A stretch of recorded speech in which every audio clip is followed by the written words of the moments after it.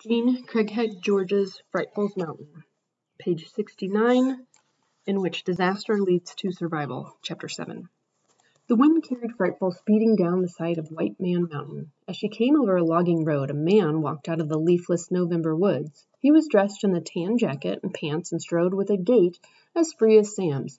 Cree, cree, cree, creet! Right, Frightful called Sam's name. With a swift wing beat, she alighted above a transformer on an electric utility pole. The man was not Sam. She lifted her wings to fly.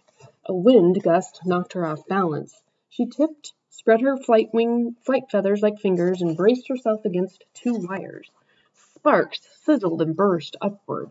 A powerful electric current shot through Frightful. Her feathers burned. She could not move. The electricity held her prisoner. She passed out. John Wood saw Frightful get zapped. He grabbed a fallen branch, climbed a boulder under the utility pole, and tried to knock her off the wires. He brushed her, but could not dislodge her. Taking the long branch in both hands, he swept it back and forth. Frightful's left wing was pushed from the fire. The circuit was broken. She fell to the ground. John Wood picked her up and folded her wings to her body. He looked at her burned flight feathers. He saw her cloudy eyes. A fabulous and rare peregrine, he mumbled, and she's dead. He stroked her still warm breast. Another utility pole disaster, he said to himself, then went on. I get so angry about this. It doesn't have to happen. Smoothing Frightful's seared feathers, he opened a large pocket in his jacket and placed her in it. He would report her death to the U.S. Fish and Wildlife Service in Albany. They kept records of the endangered peregrine falcons. The birds, once down to zero in the east, were gradually making a comeback, thanks largely to a falconer, Heinz Menge.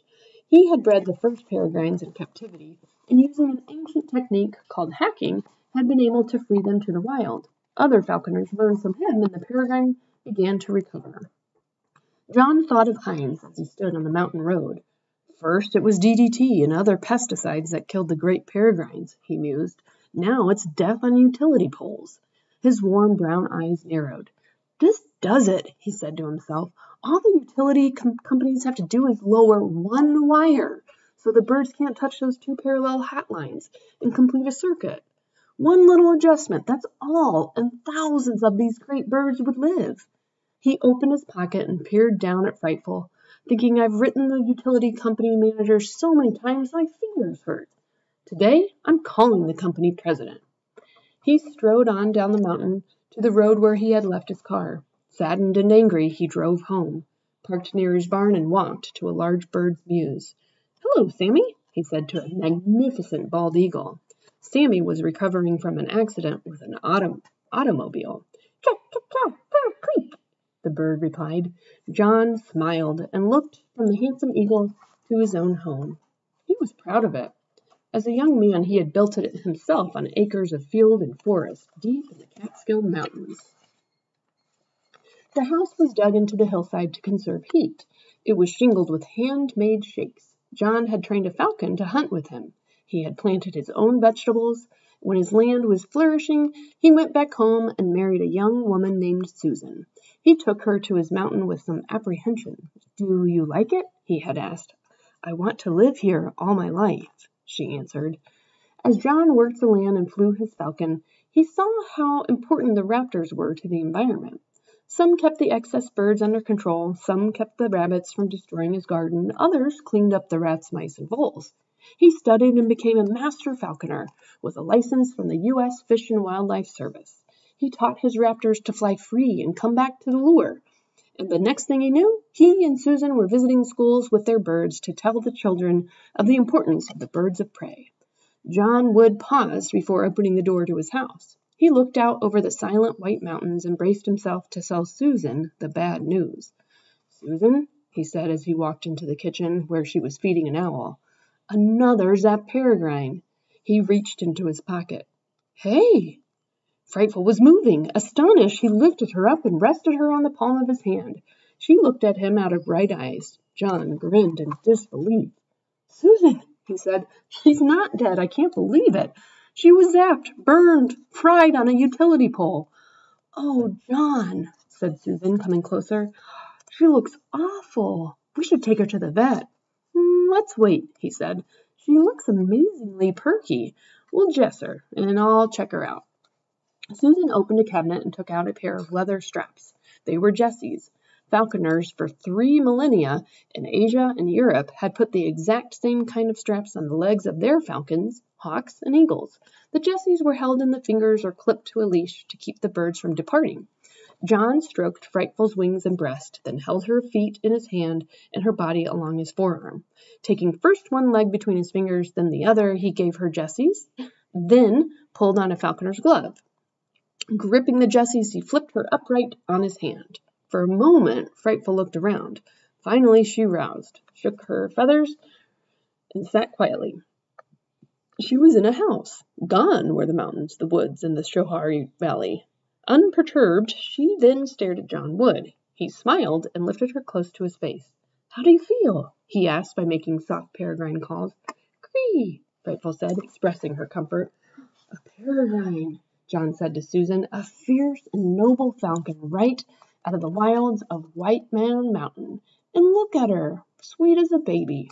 She didn't even bait, said Susan. I've never seen a wild bird that didn't try to fly, get stopped by the Jessies and hang upside down. She flipped up on your glove like a trained bird. John twisted his fist to examine Frightful's breast, then her back and wings. He touched her seared feathers and feet. She looks okay, he said, smiling. I can't believe it. No flesh burns, no broken bones from her fall. Nothing. A few blackened feathers. She should be fried black. Susan moved toward Frightful with the gentleness of a mother bird. Hello, lovely lady, she said. I'm so glad you're all right. Frightful sensed in Susan the same love that emanated from Sam, Alice, and this man who held her. She roused to express her contentment, then shook. Several burned feather tips fell to the floor. She observed her surroundings. A prairie falcon called softly from another room. A snowy owl clapped his beak and hissed. She saw rooms, tables, stoves, and daylight coming through windows. This was not Sam's hemlock tree home, but it did not frighten her either. John brushed away a loose feather from her head and put his hand on her breast. Her felt her crop the upper portion of the gullet where the food first lodges after swallowing. It was empty. You're awful thin, he said. It's late for you to be up north here.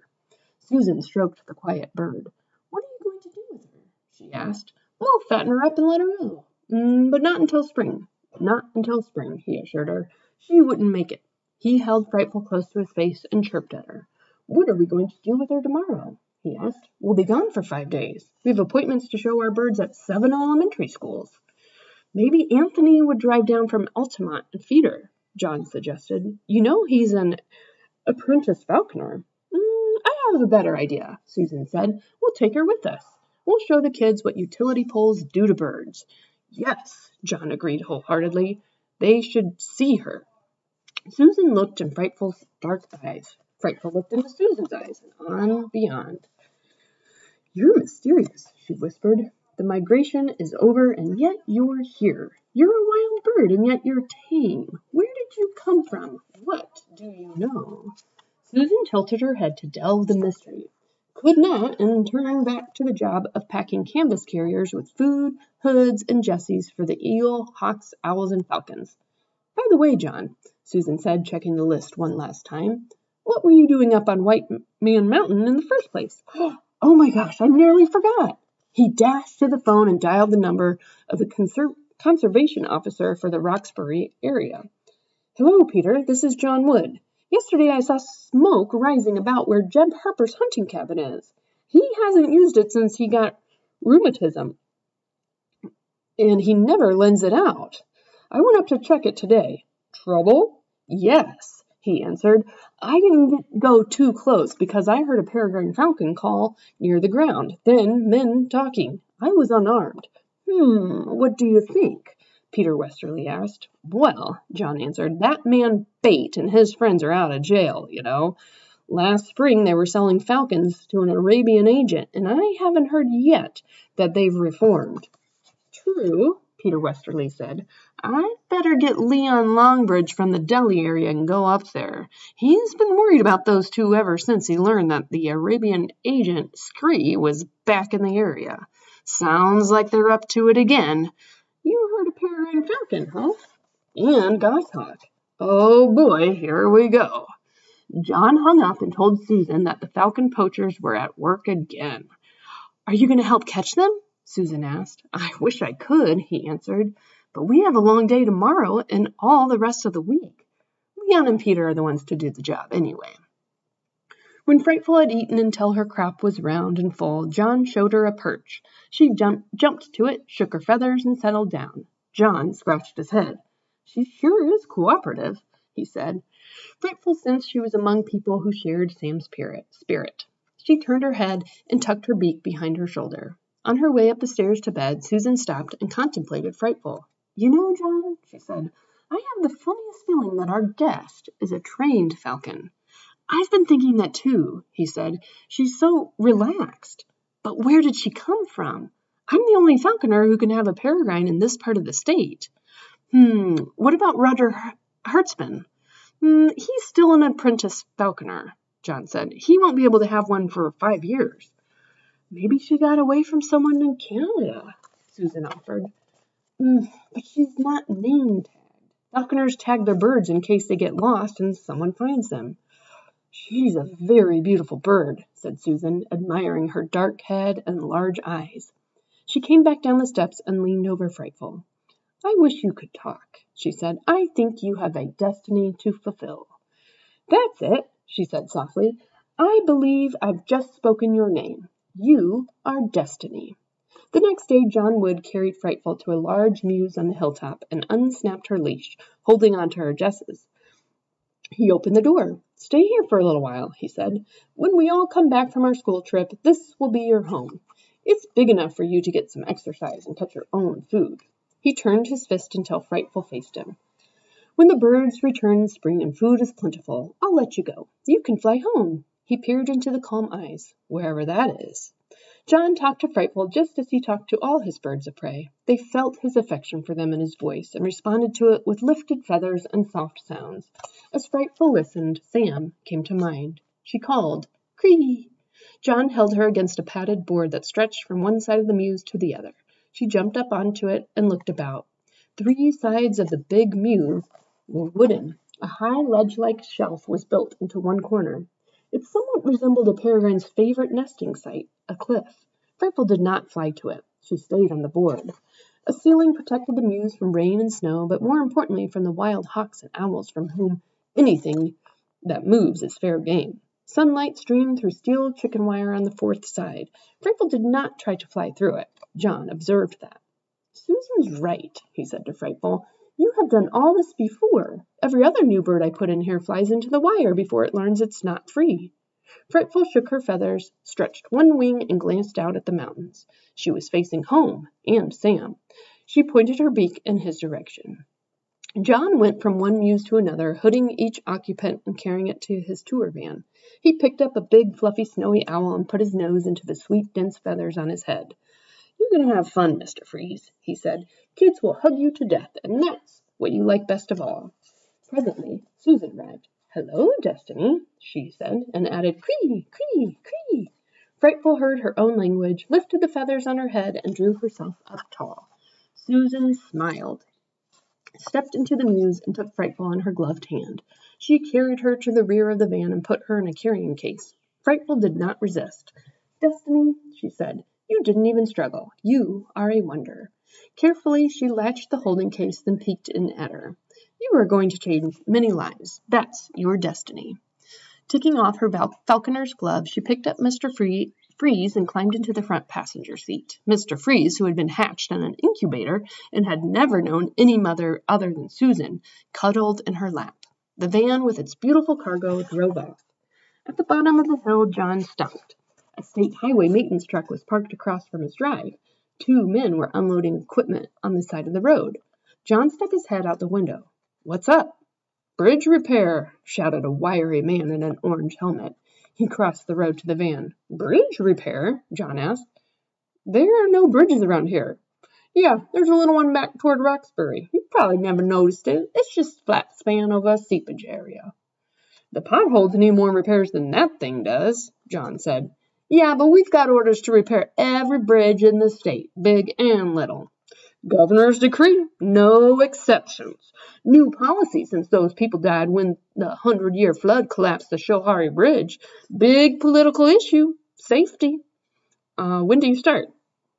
In a few days, he said. After that, we go to Margaretville and then the Iron Bridge at Delhi. That'll be the first week in May. What's the matter with the Delhi Bridge? It's practically new. One of the pylons is crumbling from water erosion, but really it's the same thing. Governor's decree. Well, I guess it's a good idea, said John, but this equipment is an eyesore. I hope you finish in a hurry. The man shrugged and crossed the road to help his fellow workers. Susan looked at John's scowling face. It is a good idea, John, she said. The Schoharie Bridge was falling apart for years and years, and no one did anything about it until it killed 5 people. I know. I just hate to have to look at all that industrial equipment at the end of my beautiful road. This is my Eden. Cree, cree, cree. John thrust his head out of the window and looked up. Another peregrine falcon, he said. What's going on? Cree, Frightful answered Duchess from inside her box.